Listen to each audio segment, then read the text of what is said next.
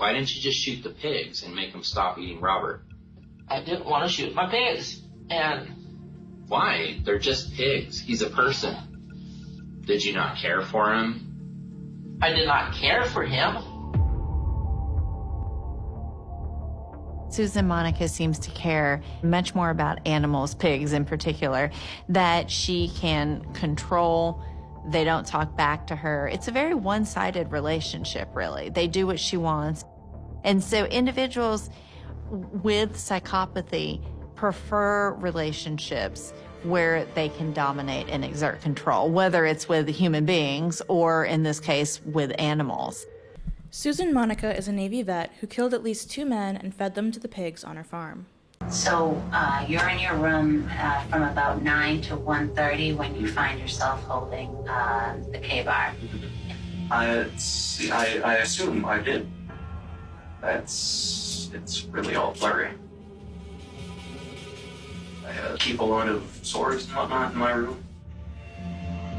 Just a thing I'd like to have. Andrea Balser murdered her parents and the family dog, who she claimed was barking too loud.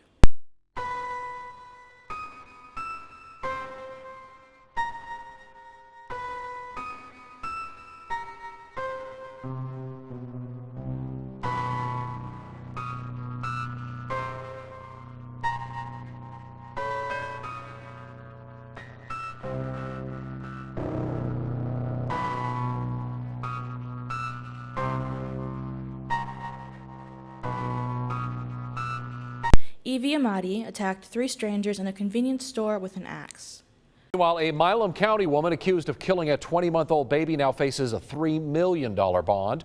30-year-old Sean Boniello is charged with capital murder in the death of Patricia Ann Rader.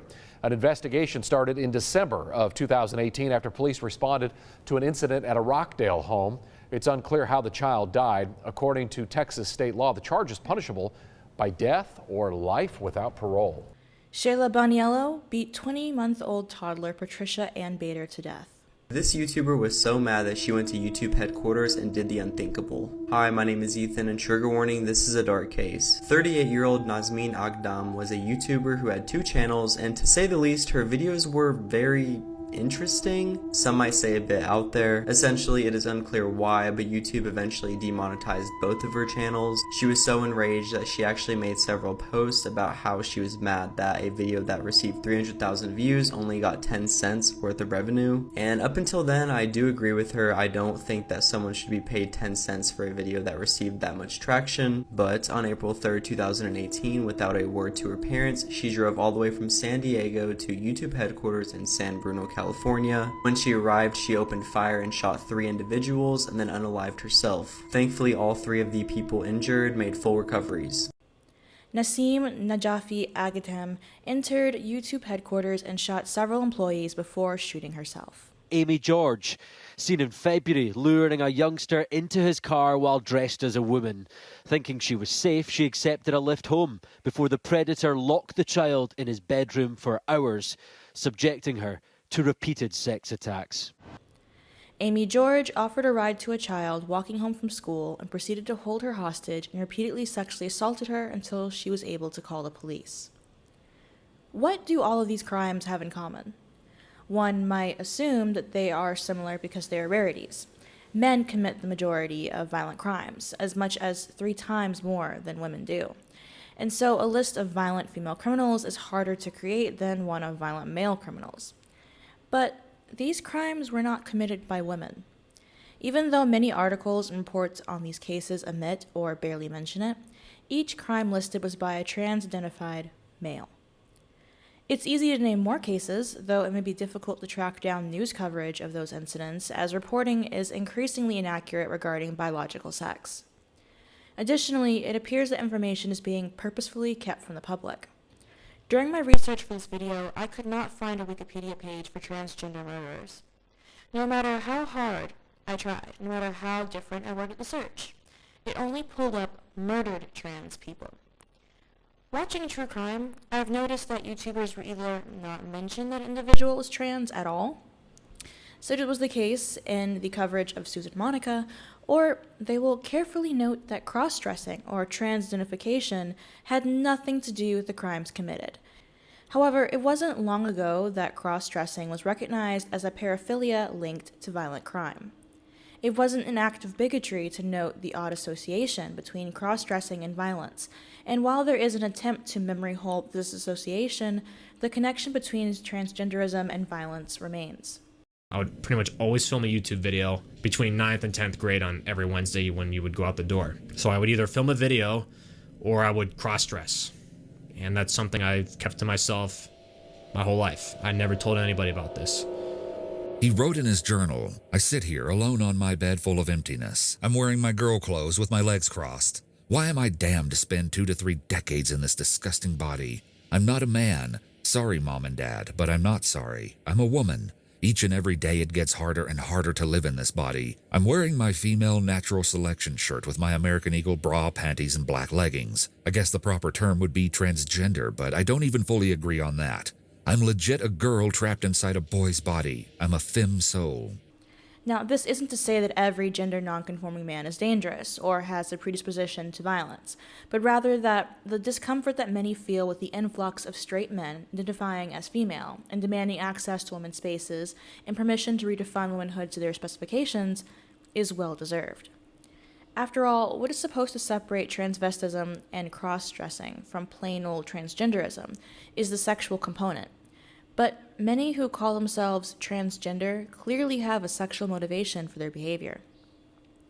It's important to note that transvestism is a paraphilia that has been well linked to high pornography use. As porn use has increased, as well as the violence and taboo nature of what's on screen, so too has the population of those identifying as trans women. Blanchard notes the existence of 2 kinds of trans-identified male: the effeminate homosexual man and the autogynephile. Okay, this is my first time going to the ladies' room. Sorry, somebody's blasting their music. My anxiety is up a little bit because naturally I go to the boys' room, but I figure it's time to try the girls. So let's go. I'm filming my first experience, so you can see all my anxiety, what trans women have to go through. Wish my hair was nicer, but whatever. Autogynephiles are heterosexual men who want to become and personify the object of their attraction, women. They suffer from what Sue and Bailey call erotic target identity inversion, which occurs when an external erotic target, for example a woman, is located within a man's own body, which can motivate men to change their appearance and behavior to become more like their internalized erotic targets. The role sexuality has to play in transgender identity formation in heterosexual men is often ignored or written away as normal, because many assume that trans-identified males are just homosexual men who find it easier to live as a straight woman instead of as a gay man. Many have offered undue sympathy and turned a blind eye. They assume that all so-called trans women are therefore harmless, and that indulging in a few lies, such as that they actually pass as women, or by using preferred pronouns, is a small price to pay to help a mentally ill group. However, as noted in Erotic Preference, Gender Identity, and Aggression in Men, new research studies, while clinicians expect transvestic and transsexual men to behave like women who are, in large part, non-criminal and non-violent compared to males, femininity may have a different meaning to them. The surprising association of cross-dressing and feminine gender identity with rape, autoerotic asphyxia, and sadomasochism suggests that the question be examined in greater detail than typically has been done. Although made more difficult by both false reporting of men as being women and the removal of web pages that should have made research far easier, there are many studies illustrating the overlap of cross-dressing with violence and sexual aggression. Because the trans community makes no discernment between autogynephiles, who are sexually aroused by identifying as women and living out stereotypes, fetishistic cross-dresser and trans woman are often the same thing, especially if the so-called trans woman is attracted to women or are heterosexual. Additionally, the role pornography plays in rewarding and instigating these behaviors is typically ignored or downplayed. This is despite the prevalence of sissy hypnoporn, futanari, and other subgenres which sexualize feminization. Even in 1997, Blanchard noted that the rising incidence of transvestism could be attributed to the rise of organized activities such as support groups. Surprisingly, research from this era predicted the average trans-identified male we may see today, as it was found that men with transvestic fetishism did not typically exhibit effeminate behaviors and were remarkably masculine in their adult hobbies and in their career choices. The existence of one paraphilia often warns of the existence of others, though one typically is dominant over the others. In trans-identified males, this is typically autogynephilia, which can be seen through the sexualization of feminine behaviors, gender euphoria, and porn use. I just had like the best realization! I just got back from an indie show with my partner and a couple friends, and I first off look adorable, but that's the thing, I look adorable, and I'm wearing a skirt. You see, I'm not exactly the connoisseur of skirts. I typically wear dresses for the most part. That are very nice pants and cute crop tops. But wearing a skirt gives an ample opportunity for something I've not thought about. Going spinny, like this. And I love it so much. Just like, boom, love it.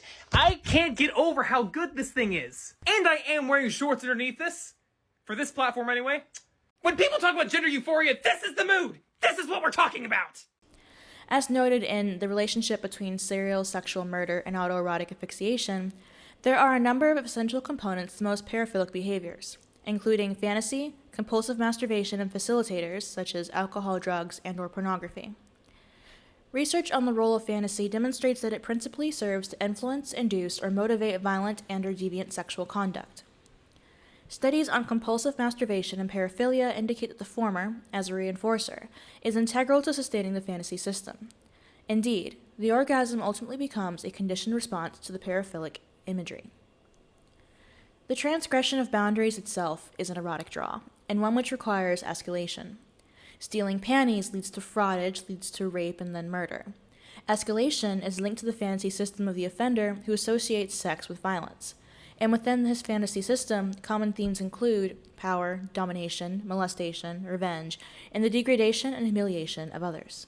Many men who are violent or show sexual aggression use pornography often and cross-dress, to the extent that those traits can be traced through various offenders and were once taught to police recruits as potential warning signs. Many studies were reviewed in erotic preference, gender identity, and aggression in men, new research studies, and writers concluded that 1. Feminine gender identity in heterosexual men may be associated with violence and sexual aggression. 2.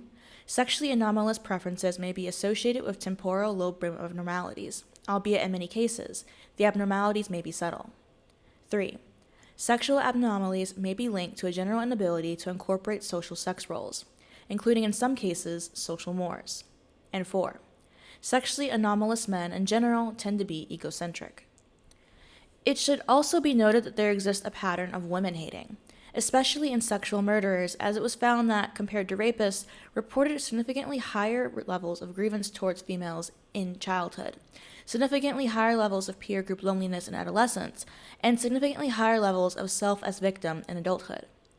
Paraphilic fantasies in these men may develop to cope with the avoidance of, or severe anxiety associated with, interpersonal intimacy. Any of this sound familiar to you? The trans killer archetype, which has been labeled as transphobic nonsense and reversed into the trans murder victim, is actually based in reality.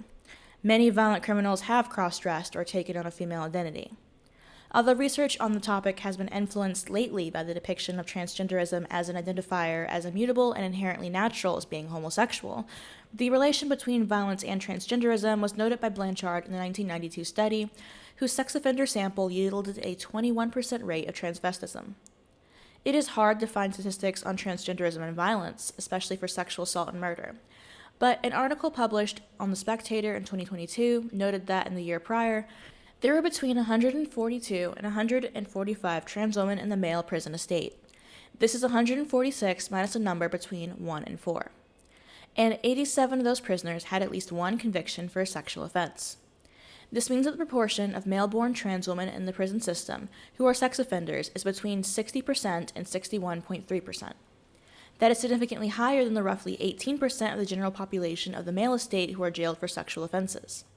It is also a lot higher than the 41% estimate that Fair Play for Women made in 2018 to some controversy.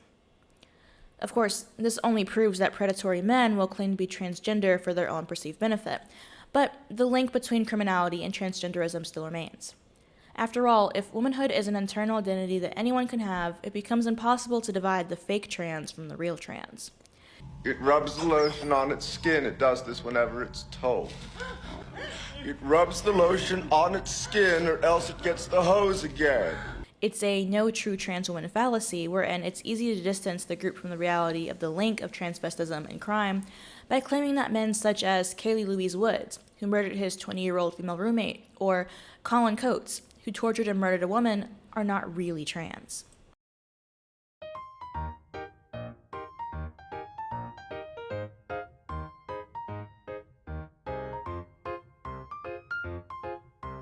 At 23, I came out as a transgender woman.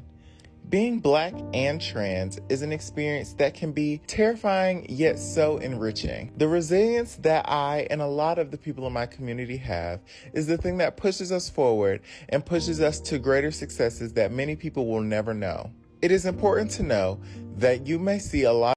Autogynephilia is honestly the funniest fucking thing. Like, if your theory revolves around the idea that trans women aren't real women because real women never get horny, I think it says a lot more about you than it says about trans women. To be honest, it doesn't really matter if they are. What matters is that there is a recognition of men who are sexually aroused by cross-dressing and breaking boundaries, as this in turn is a sign of other paraphilias and of potentially escalating behavior. Entering women's spaces is breaking a boundary. The discomfort of other women and the knowledge that women are uncomfortable but unable to say anything, or are unaware that there is a man among them, is what arouses men like this.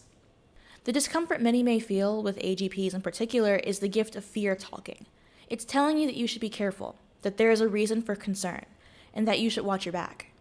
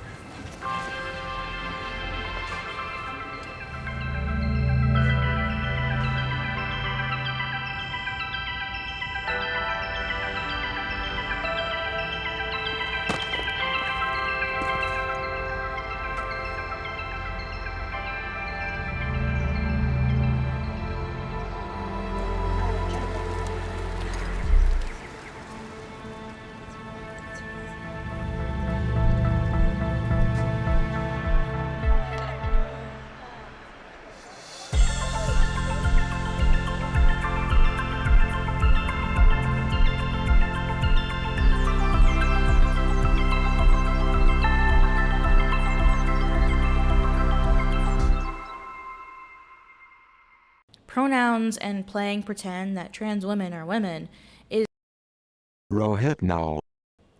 They serve to make you ignore a person's sex. And nice as it would be to pretend that sex doesn't impact behavior, it does. Paraphilias mostly affect males. Males commit the majority of violent and sexual crime. Having pattern recognition isn't transphobic or mean. It's human nature to listen to crime after crime and notice, 1, there sure are a lot of men who say that they're women, and 2, those who report on these crimes sure like to pretend otherwise. This, dear viewers, is where we part. I had a whole pain in the ass trying to do this, because if you search up, as I'm sure I'll edit in later, search up transgender murders, it just pulls up transgender murdered, not murderers. And it's like, I can name several of them, like right now. Susan Monica, I can remember the Unabomber, I remember the guy from YouTube who had the obsession with Danny Phantom, had thoughts about becoming a woman, but we're gonna pretend that there's no link, that it's not like really common in a lot of violent and sexual predators. Like, it's weird to me because you should be able to Google it and find it on Wikipedia. Like, that should be a very easy thing to do, and yet it's hidden. I had to go do research through Google Scholar and then removing anything beyond a certain time period. So beyond like 2015, I couldn't use any articles because all of them were, again, the trans archetype of the murderer is wrong. Silence of the Lambs was transphobic. So I had to use a lot of older research than I would have liked. And that's fine for the statistics because I'm pretty sure they're at least similar. But it means that I had a hard time trying to find cases or statistics that are relevant for the past 10 or 20 years. And I don't like that they're hiding information like that. I don't like that there's a big enough concerted effort. There's a group that's able to overcome the people who would like to know the truth and control what information we can get access to. It's insane to me that I wasn't able to just go on Wikipedia and find murderers who were trans. Anyhow, if you guys have any comments, questions, or concerns, you can let me know in the comment section down below. And I'll see you guys next time. Bye.